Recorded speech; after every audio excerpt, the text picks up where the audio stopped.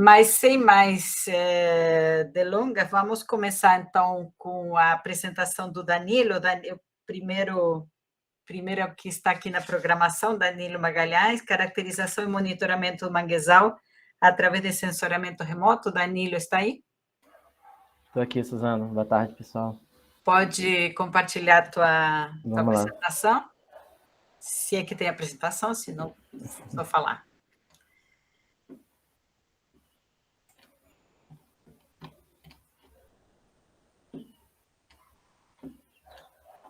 Chegou para todo mundo? Ainda não, agora sim. Posso começar? Agora sim, pode abrir. Meu reloginho também, para não passar muito do tempo. Ok. Então, vamos lá. Boa tarde para todo mundo, gente. Eu sou Danilo Magalhães, sou estudante de iniciação científica daqui do projeto, né? E aí venho trabalhando também no Orla Sem Lixo, junto com vocês também estão trabalhando. E aí que a intenção é mostrar também um pouco das nossas atividades realizadas e nas nossas futuras atividades que a gente pretende fazer, e também mostrar para a gente como que a nossa ferramenta, né, que é a nossa cereja do bolo, que é o sensoriamento remoto, também pode colaborar para esses estudos de mangue dentro da Ilha do Fundão e o nosso recorte em específico, né? E aí eu sou orientando da professora Carla Madureira e do professor Felipe Gonçalves. Bom, o nosso grupo, que é o grupo do Laboratório Espaço da UFRJ, que é o Departamento de Geografia, lá a gente se usa do sensoriamento remoto e também da geoinformação, né, para gerar dados que são extremamente ricos de interdisciplinaridade e para gerar dados que eles conseguem dar para a gente imagens aéreas, imagens orbitais de satélite, imagens feitas por drones e aviões, para caracterizar e monitorar o mangue, e nesse caso o mangue da Baía de Bom Jesus e o mangue da Vila Residencial que a gente está trabalhando, né? E aí o nosso cargo-chefe maior seria a utilização do sensoriamento remoto para esses dois recortes que nós vamos trabalhar. E a gente levanta algumas questões que vão orientar a gente nesse estudo, né? Que é a utilização o carro do gás está passando aqui, né? Que é a utilização dessas imagens para o monitoramento e para a caracterização das feições e da estrutura desse mangue, e também a gente utiliza também novas tecnologias que são para além das imagens de satélite, para saber e testar a real exatidão e o detalhamento que a gente pode obter dentro desses dois recortes. Mas, enfim, né, como que o sensoriamento remoto ele pode ajudar o projeto? Aqui eu botei uma escala de fotos que são imagens do Google Earth, né, são imagens de satélites que a gente retirou do Google Earth, e para simbolizar como que o sensoriamento remoto ele pode facilitar a nossa vida no monitoramento e na caracterização desse mangue.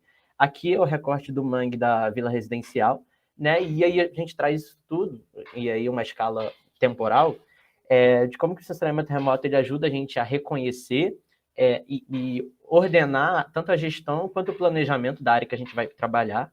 Como o sensoriamento ele consegue ajudar a gente nesse resgate a curto, médio e longo prazo da área que a gente está trabalhando. Então, a gente consegue fazer um resgate histórico por imagens, né, dessas áreas que a gente vai trabalhar. Como que o sensoriamento remoto ele pode ajudar a gente no cálculo de taxas, de indicadores que a gente consegue calcular das feições e da estrutura do mangue, tanto horizontal quanto dos fenômenos que ocorrem verticalmente, né? E acompanhar as mudanças físicas, mudanças antrópicas, né? Que podem ajudar a gente a mitigar fenômenos que acontecem nesse recorte de estudo ou solucionar problemas de impactos que já ocorreram nesse nosso recorte de estudo.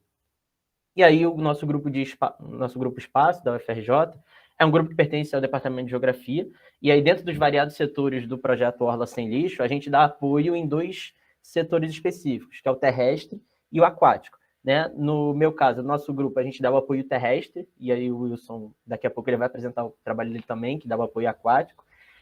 No nosso apoio terrestre, a gente visa a caracterização e o monitoramento dessas feições e estruturas dos mangues da Baía de Bom Jesus, e da Baía da Vila Residencial, né, para saber como que ao longo do tempo essas feições elas foram mudando e como que a gente pode prever outras alterações dentro dessas feições e também saber qual a origem dela, através da leitura do passado que a gente fez daquele recorte específico, né? Nossas atividades da iniciação científica, em específico, do nosso grupo, né, elas giram em torno do apoio da definição desse polígono prioritário de mapeamento, que a gente escolheu como um polígono que vai ser o nosso cargo-chefe na hora do mapeamento, né, visando sempre uma escolha através da melhor legenda e dos melhores testes que a gente pode fazer. Análise, né, de possíveis fisionomias desse mangue através de outras variações com critério temporal, critério espectral, que a gente tem através dos sensores de sensoriamento remoto, e critérios de acessibilidade também, visando sempre elaborar estratégias de coletas, estratégias de análise sempre mais otimizadas para a gente no nosso estudo, e as construções de cadernos de campo, que servem para as construções de apoio, tanto para os nossos trabalhos de campo, quanto para outros grupos de trabalho integrando a gente também nesse monitoramento do mangue, né? Nossas atividades realizadas. Aqui a gente tem 2 mapas, um que é a Baía, o mangue da Vila Residencial, e aqui essas 2 imagens são de janeiro de 2020, mangue da Vila Residencial e o mangue da Baía de Bom Jesus, né? Aqui tem uma fotinha de orientação de onde eles ficam dentro da Ilha do Fundão, e dentro desses 2 mangues a gente posicionou o polígono prioritário de estudo, e tanto em ambos, né? E a gente marcou também pontos que seriam os nossos possíveis pontos de coleta, né? Tanto os pontos F1, F2, F3 e os F1, F2, F1A, F2A, F3A, sempre visando esses pontos eles não foram pontuados aleatoriamente, né? Eles foram escolhidos através dos critérios espectrais, através das imagens de sensoriamento remoto, os critérios de acessibilidade para a chegada nesses pontos, os critérios temporais, de acordo com as mudanças que eles venham tendo nesse ambiente, né? E a gente só pontuou mesmo os polígonos de trabalho, e os pontos de coleta que nós pensamos em trabalhar. Aqui eu trouxe um gifzinho, espero que está aparecendo com boa resolução para vocês, de como que a paisagem e aqui do mangue da Vila Residencial específica, ela foi mudando ao longo do tempo. Então é um intervalo de 10 anos aí que a gente deixou plotado esse polígono de trabalho nosso e os pontos específicos de trabalho nosso, e como que esses pontos eles não tiveram uma escolha aleatória, mas sim uma escolha com diversos critérios, que foi o que eu já tinha falado. Os espectrais, né, de acordo com o comportamento espectral daquela imagem que a gente consegue obter através do sensor que a gente está utilizando. Os critérios temporais, como que eles, de acordo com a posição desses pontos, como que eles vão mudando o ambiente que eles estão sendo mantidos ali, né, ao longo do tempo, que ora era um aterro, ora virou um alagadiço, ora já foi coberto por vegetação do mangue, né? E os critérios de estrutura do mangue, do porte, né? Se ele é grande, se ele é pequeno, e os critérios de acessibilidade, que é aqueles que vão permitir a gente chegar ou não dentro daquele ponto. Dos nossos resultados preliminares, né, a gente partiu para a organização e descrição desses dados, as seleções dos pontos, né, como eu já tinha falado, a elaboração do material de apoio para os trabalhos de campo e uma análise exploratória de diferentes sensores de sensoriamento remoto. E aqui vale explicar que a gente, no sensoriamento remoto, a gente tem diferentes sensores que a gente pode trabalhar. E aí esses sensores eles vão ser diferenciados a partir da resolução de trabalho que eles vão dar para a gente. Então, a gente tem aqui uma coletânea de imagens, né, WorldView, Imagem Planet, uma ortofoto, e aqui uma outra tecnologia que eu já vou falar, que eles dão diferentes resoluções para a gente e eles vão conseguir transparecer para a gente qual a melhor imagem que a gente vai poder trabalhar, qual a melhor resolução. Aqui na Planet, a gente vê que ela está um pouco mais turva, porque ela é uma resolução que dá para a gente esse recorte espacial em uma resolução de 3 em 3 metros. A WorldView, ela já aparece uma resolução melhorzinha, porque ela dá para a gente uma resolução de 1 em 1 metro. E a imagem que a gente está trabalhando mais específica é a nossa ortofoto, que dá resolução de 15 em 15 centímetros. E pensar que 15 em 15 centímetros é uma coisa pequeníssima, né? Então, uma imagem de alta resolução, que a gente consegue identificar diferentes estruturas dentro desse mangue, a gente consegue identificar o lixo já através dessa imagem, né? Diferentes tipos de lixo dentro desse mangue, e a gente consegue ver muitas outras coisas que, às vezes, é difícil, quando a gente está lá dentro do campo, também de ver. Uma imagem do alto, né? Sempre integrando com a imagem de quem está lá dentro. E aqui uma tecnologia de LiDAR, que é o MDC, que é o nosso modelo digital de copas, que a gente mostra mais ou menos como que a gente consegue... Aqui o LiDAR, ele é uma tecnologia que ele se utiliza de pontos interpolados, que ele consegue transparecer para a gente uma feição mais ou menos em 3D, e aí ele consegue mostrar para a gente muito bem a cobertura vegetal, né, que é um modelo digital de copas das árvores, tanto na horizontal quanto na vertical. Então, ele consegue mostrar para a gente como que essa estrutura desse mangue ela vai evoluindo ao longo do tempo.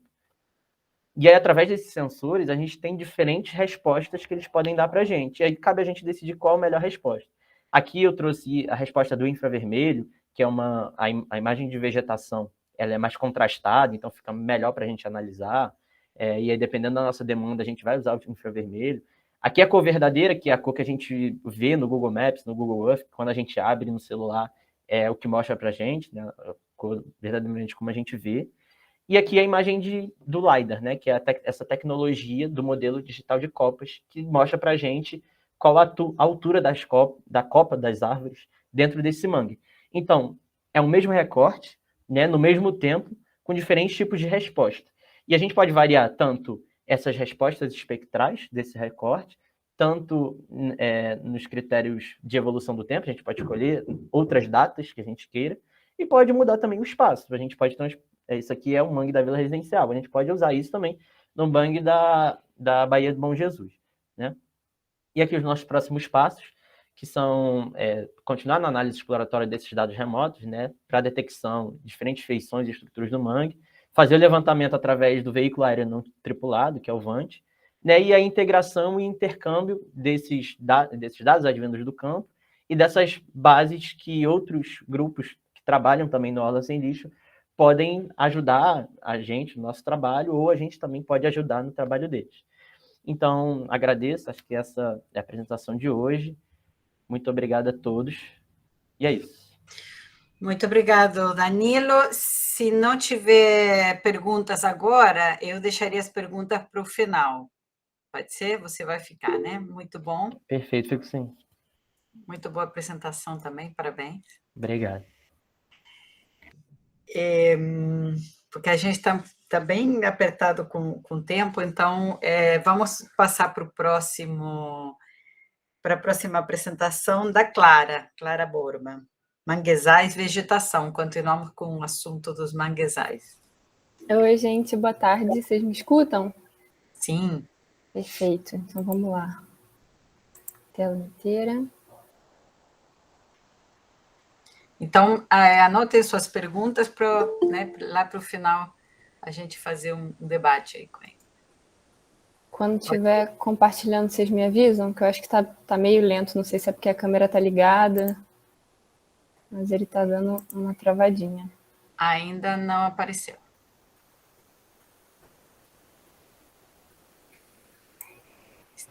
Está chegando. Se estiver travando muito, vocês me avisam que eu desligo a câmera, talvez, não sei. Está aparecendo aí tua apresentação. Pode Começou a projeção. Isso. Agora deixa eu só conseguir colocar ele em forma de apresentação, né? Que ele tá só o slide. Tá carregando. Pronto, acho que agora vai.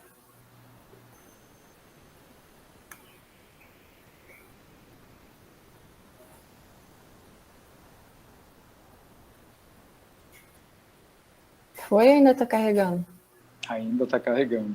Jesus! Agora está vindo. Agora acho que vai, né? É o câmera ligada que acaba dificultando, né? Então, desliga a sua câmera. Acho que é o melhor. Não vai travar muito. Ah, não, acho que foi. Agora começou. Agora sim. Vamos lá, então.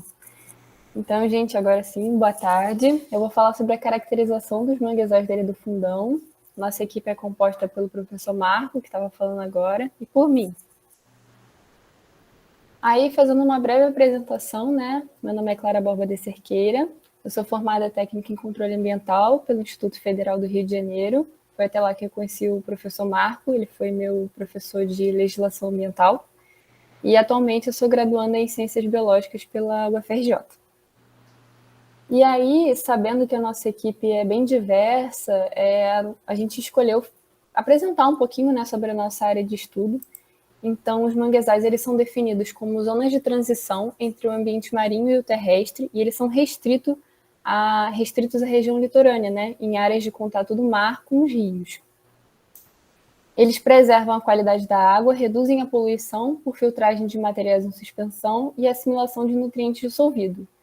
E eles são a base de um ecossistema biodiverso. Mas como é assim biodiverso, né? É um ecossistema biologicamente diversificado, rico e produtivo. Então, eles contribuem para o bem-estar das comunidades costeiras, servindo como fonte de renda e alimentos, além de atuarem como berçário para a fauna.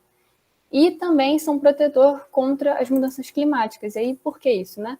Porque pesquisas sugerem que a sua vegetação tem a capacidade de armazenar concentrações de CO2 superiores a de outros ecossistemas costeiros. Então, aqui só para a gente ter uma noção melhor, né, da distribuição dos manguezais pelo mundo, eles estão aqui restritos à zona tropical do nosso planeta, né?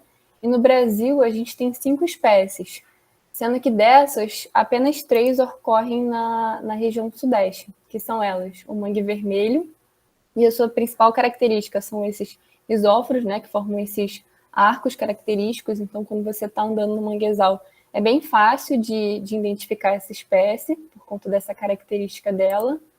O próximo é o mangue preto, que ele tem esse sistema de raízes radiais que crescem horizontalmente abaixo do substrato, formando uma base de sustentação para a árvore. Isso é interessante porque essa espécie ela corre mais na franja no manguezal, né, na parte de lama, e a formação dessas raízes permite que a gente se locomova melhor, né, dentro do manguezal. E aí dessas raízes radiais surgem os pneumatóforos, que são essas pequenas projeções verticais, né, que ajudam na troca gasosa da planta, porque é um ambiente um pouco oxigênio, né. E aí a terceira é o mangue branco, e ele está mais localizado próximo à terra firme. Só que a gente tem que lembrar que nem tudo é mangue no manguezal. Então, o manguezal ele é formado por árvores e outras espécies arbustivas que são capazes de resistir ao fluxo marítimo. Então, à variação da maré e, consequentemente, ao sal da água do mar. E aí, com isso, a gente entra aqui nos nossos objetivos. A curto prazo, a gente tem a campanha de campo para avaliação das condições do manguezal, que já foi feita, né? Foi um reconhecimento presencial da área, que foi feito no dia 4 de novembro. Aí aqui na imagem tem eu e o Marco, e aqui a equipe da Prefeitura e da Segurança, porque a gente visitou realmente muitas áreas de manguezal, né? Então, numa questão de segurança, tinha esse representante. Ainda a curto prazo, estabelecer as parcelas de estudo, seguindo as orientações da equipe de sensoriamento remoto. Então, o Danilo, que apresentou anteriormente, está trabalhando em conjunto com a gente, né, diretamente. O pontapé inicial para isso já foi dado no dia 30 de novembro. Aqui a imagem minha, né, e do professor Marco, estabelecendo a linha mestra nessas parcelas de estudos. Essa área aí da imagem é em Bom Jesus. E aqui, só para a gente ter uma noção melhor, né, dessas parcelas de estudo, esses retângulos representam a linha mestra que eu citei de 50 metros, onde vão ter parcelas de 10 metros que a gente vai fazer a identificação dos indivíduos, né, das espécies arbóreas, e a parte amarela compreende o local que a gente vai fazer a retirada de lixo para avaliação de como o manguezal, né, como ele vai responder à retirada do lixo. Então, aqui a médio e longo prazo, realizar o inventário de campo, a remoção do lixo das áreas amostrais, que é aquela quadradinho amarelo que eu apresentei, e realizar o monitoramento do banco de plântulas. E as plântulas são como se fossem arvorezinhas filhotes, né? São árvores jovens ainda. Aí aqui chegamos no fim da apresentação e eu achei interessante colocar esse vídeo. Foi feito na última campanha que a gente fez, né, no dia 30 de novembro. E eu achei ele interessante porque é uma borboleta. Cadê? Vamos ver se ele roda. Ah, não está querendo rodar. Mas, enfim, é o vídeo de uma borboleta no manguezal, né? E assim, o lixo todo espalhado. Mas tem vida no mangue e eu levei isso como um sinal dele, de perspectivas boas para o futuro. Infelizmente, ele não está conseguindo, tá aqui, não é possível reproduzir a mídia. Mas, enfim, tudo bem. Aí é isso. Relaxa. Pode parar de tremer. Pode colocar depois o vídeo lá no grupo, aí as pessoas podem acessar depois. Então tá bom. Suzana, pena, não passou. Quando Clara mostra a imagem da disposição da linha mestra da parcela, deu para ver 2 áreas com amostragem. A área mais ao norte, ela fica próximo ao limite com o oceano, propriamente. É a área onde a concentração de lixo é muito maior. Eu estou pensando em jogar uma segunda área amostral naquela região, que é para verificar como o banco de plântulas vai funcionar, porque aonde nós fizemos a primeira linha mestra, apesar da presença de lixo, ela é muito inferior do que na outra área.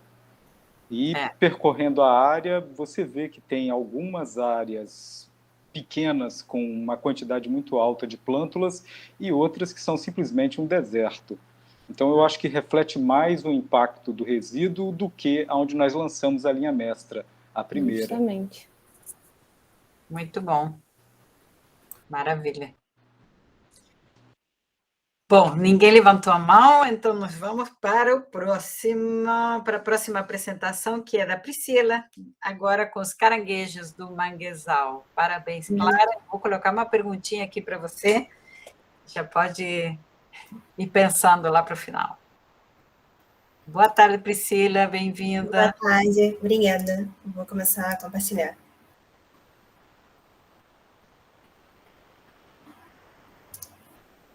Tá indo?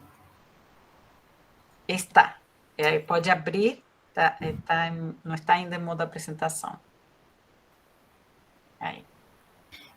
Boa tarde, gente. Eu vou dar início, então, à apresentação, que é sobre estudos da carcinofauna no projeto Orla Sem Lixo.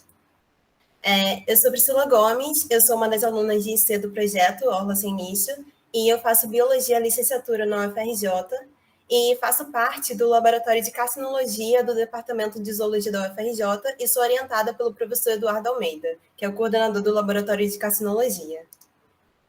Minhas experiências, eu também faço parte do projeto Guardiões da Orla Carioca, que busca ressignificar o lixo através da educação ambiental, e nesse projeto eu ajudo na criação de conteúdo para Instagram e também na criação de aulas para ensino médio e para ensino fundamental, e também para capacitações para quiosqueiros.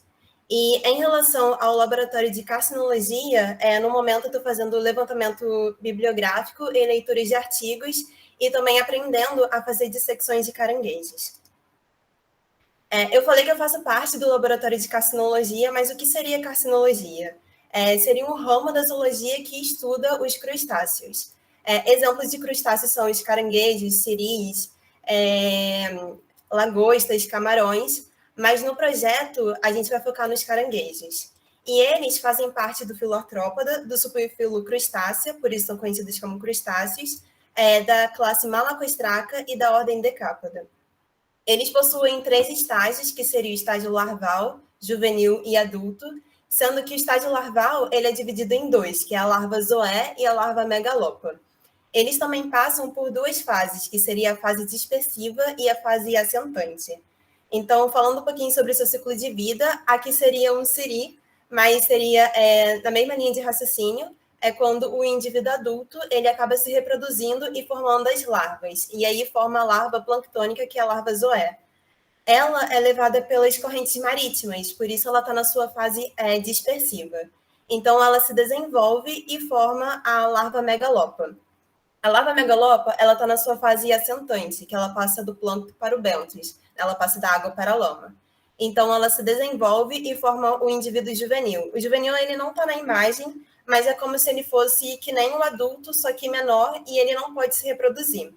Então, forma o juvenil se desenvolve e forma o indivíduo adulto, né? E assim fecha o ciclo dos caranguejos, o ciclo de vida. E qual seria, então, a importância desses caranguejos? Existe a importância econômica em relação à pesca. Eles não são o grupo mais pescado, mas eles possuem um alto valor econômico no mercado, então isso gera bastante renda. Eles são ótimos bioturbadores, isso porque eles remexem a lama do manguezal, e isso permite a entrada de oxigênio e também de água. Isso ajuda no escoamento do manguezal. Eles são ótimos bioindicadores, porque eles são fáceis de ser capturados e eles passam a maior parte da sua vida no manguezal. Então, se o ambiente estiver contaminado, isso também vai afetar eles. Eles servem de alimento também para outros organismos, né? Que seria o mão-pelada, que seria o guaxinim brasileiro, para algumas aves marinhas, alguns peixes. Então, se tiver o desaparecimento dos caranguejos ou a diminuição populacional, isso pode afetar e causar uma desregulação ambiental. Eles participam também da ciclagem de nutrientes e de matéria orgânica, isso através da alimentação, né? O caranguejo saque seria esse caranguejo aqui. Ele é herbívoro, ele come as folhas do mangue. Existe também o caranguejo chama-maré, que ele é depositívoro, né? Ele se alimenta da matéria orgânica que está depositada na lama, e quando ele se alimenta, ele forma umas bolinhas. O caranguejo guaiamum também, ele é onívoro, então toda essa alimentação ajuda nessa ciclagem e reciclagem de nutrientes e matéria orgânica. Os caranguejos, eles são considerados como fauna residente, né? Ou seja, eles passam a maior parte da sua vida no manguezal, e os indivíduos até agora encontrados no manguezal da enseada de Bom Jesus são o chama-maré, o caranguejo-sá, o arato vermelho e o caranguejo guaiamum, que ele também é conhecido como caranguejo azul. Eu não sei se todo mundo teve a oportunidade de ver como é que está o estado do manguezal da enseada de Bom Jesus, né? A gente pode ver que está bastante poluído. Essas imagens foram tiradas em um dos campos. A gente consegue ver pneus, cadeiras, diversos objetos de plástico, chinelos. Então, mostra a importância desse projeto, né? E quais seriam, então, os efeitos da poluição?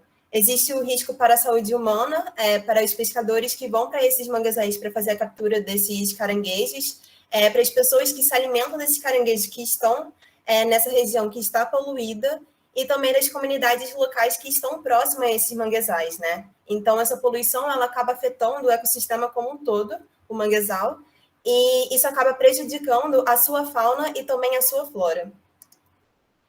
E quais seriam, então, os efeitos da poluição nos caranguejos? Primeiramente, a dificuldade de acesso ao substrato. Essa imagem também foi tirada em um dos campos. A gente pode ver que tem uma grande quantidade de lixo, né, de resíduos sólidos, e isso acaba impedindo que eles tenham contato com esse substrato e façam tocas, e também acaba dificultando a sua alimentação e acaba também impedindo o processo de bioturbação, né, que é tão importante para o manguezal.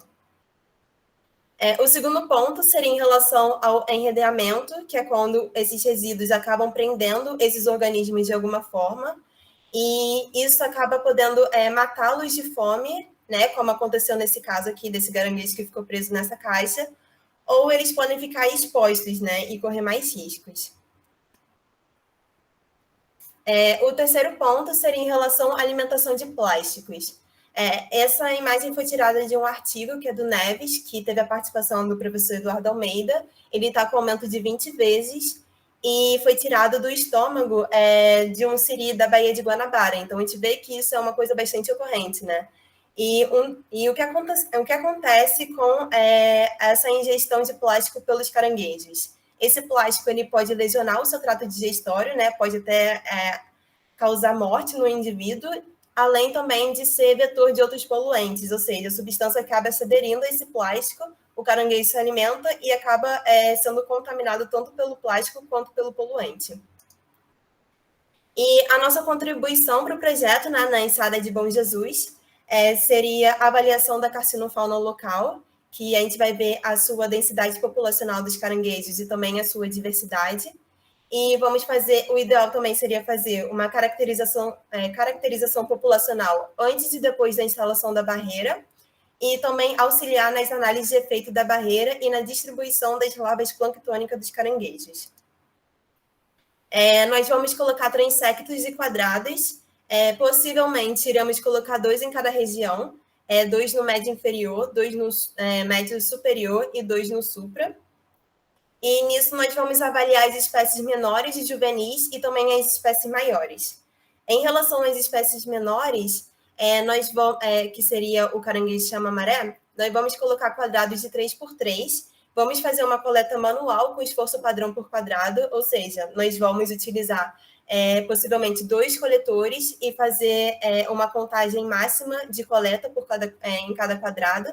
E também vamos verificar se há reprodução e se os parâmetros populacionais estão normais, né? Aqui tem as tocas do caranguejo chama-maré, e eu falei anteriormente sobre as bolinhas, né, que esse caranguejo faz quando ele acaba se alimentando. Em relação às espécies maiores, que seria o caranguejo guaiamum, que é o caranguejo azul, e também o caranguejo uçá, nós vamos utilizar quadrados de 5x5 e vamos fazer contagem e medição de tocas. E também vamos classificá-las como ativas, inativas e batumadas. Geralmente, ativas e inativas você vê pela presença ou não de fezes perto da toca. E batumadas é quando o próprio caranguejo ele acaba fazendo uma barreira na frente da sua toca para se proteger, porque ele vai fazer a troca do seu exoesqueleto, né? Então, ele faz isso. Essa aqui é uma toca do caranguejo guaiamum. E em relação à barreira e dispersão laval, a gente estava pensando, né, seria mais uma hipótese, de futuramente avaliar quais seriam os efeitos que essa barreira ela pode ocasionar na dispersão larval e no retorno das assentantes, né? Como ela vai afetar as larvas zoés e as larvas megalópolis. E a perspectiva é que já foram feitos 2 pré-campos para a determinação da área de estudo. A gente pretende fazer mais um campo também nessa semana, e em dezembro, início do monitoramento bimensal. É isso, só queria agradecer pela oportunidade. Muito obrigada. Muito bom, Priscila, muito obrigada. Vamos, não tem mãozinhas levantadas, quer dizer, não tem perguntas urgentes, então as perguntas ou pode ser colocadas no chat, ou pode ser faladas mais para o final do evento. Então, muito bom, aprendemos muito aí. Os engenheiros aqui. Suzana, posso fazer uma pergunta? Pode. Priscila, você falou que serão 2 áreas amostrais por linha. 2 na linha de frente da maré, 2 no fundo e 2 no meio. Essas áreas que vocês vão delimitar são áreas permanentes? Elas vão ficar demarcadas no campo? Então, pelo que eu entendi, a gente vai verificar isso na hora, porque essas áreas estão bastante degradadas pelo ser humano, né? Então, eu acho que a gente vai decidir mesmo na hora, para ver se dá para colocar esses quadrados, entendeu? Perfeito. Eu tinha uma pergunta, na verdade, para os dois, né? Os 2 grupos, se é conveniente ou não que essas áreas pilotos sejam superpostas ou não, né? Se sejam as mesmas áreas ou não. Se tem alguma vantagem serem as mesmas áreas. Eu acho que seria interessante ser exatamente da mesma área amostral, mas eu pretendo lançar as parcelas para estudo das plântulas e deixá-las permanentemente marcadas, e aí seria interessante que eles não fizessem, por exemplo, levantamento de caranguejo sobre a mesma área amostrada, mas nada impede que fosse a área do lado, porque tem espaço suficiente, são 20 por 50 metros a área que nós vamos lançar. Pessoal, boa tarde. Eu também acho aí, Eduardo. Provavelmente a gente vai fazer uma coincidência assim das áreas. E quanto ao fato de ser o quadrado fixo ou não fixo, nessa última ida que a gente foi, me deu assim uma certa vontade de fazer o seguinte, eu acho que é algo que você também pensou, delimitar certos quadrados para a gente fazer a retirada do lixo e ver a recuperação dentro daqueles quadrados. Sim. Aí, nesse caso, tem que ser fixo, né? Mas a gente ainda está pensando nisso. Porque a minha preocupação é que se eu estou monitorando plântula, vocês não podem pisotear as plântulas. Exato. A gente talvez tenha que até demarcar isso antes de voltar a fazer, né? Para a gente não ter esse problema. Essa sexta e sábado pela manhã, nós vamos para campo. Eu quero ver se a gente já começa a fazer o inventário das árvores e provavelmente já escolher a área para fazer a delimitação dessas sub-áreas para regeneração, para as plântulas. Mas essa área é bem mais limpa do que a linha de frente, então eu acho que dá para a gente conseguir trabalhar numa boa, sem um grupo atrapalhar o outro. Perfeito. Eu acho até que, de repente, eu consigo ir sexta, para a gente decidir isso junto. Certo. Tem que ser bem de manhã cedo, porque eu acho que a maré baixa vai estar 04 ou 05, talvez 06, em torno de 8h30 da manhã. Então a gente tem aí umas 3 horas para trabalhar só. Tá ótimo. Muito bom. Parabéns, Priscila. Eu tenho aqui na minha programação, a próxima apresentação seria Eduardo. Eduardo está? Análise de água do mar no Laboratório de Hidrobiologia.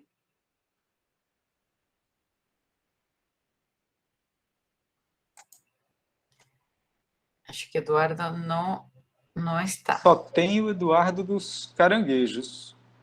Não, então, Eduardo, não é Eduardo de Macedo. Bom, a gente pode, nós estamos exatamente na hora programada do intervalo, então podemos fazer o intervalo de 10 minutos. Vou aproveitar para cortar o vídeo para ele não ficar tão grande. E voltamos aqui exatamente em 10 minutos com a apresentação de Marcelo Curvelo, falando em microplástico no sedimento do manguezal da Enseada de Bom Jesus. Ok?